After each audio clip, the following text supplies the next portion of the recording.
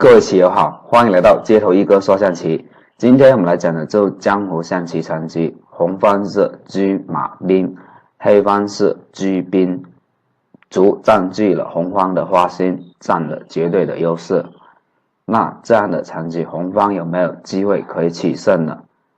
这样的棋局，第一步又抓到将军，很多人都会选择一个兵或者用车来将。我们来看一下，先利用兵将。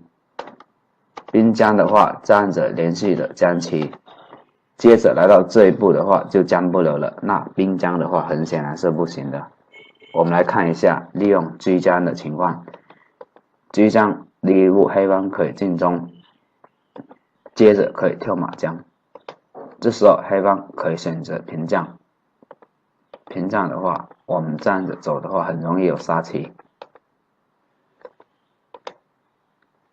但是来到这一步的话，这样子很显然是错误的。弃掉一只马之后，我们就会陷入一个和棋的状态了，或者说只能输棋。那现在我们一起来看一下正确的破解方法。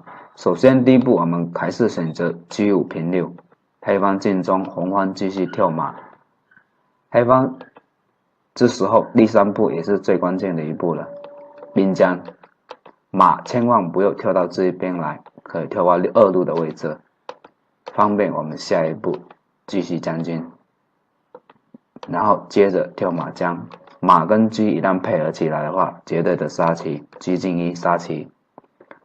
这个走法过程比较繁琐一点，但是它只有这样子走才能做到一个杀棋。各位棋友有没有其他的意见，可以在下方评论区一起讨论。我们下期再见。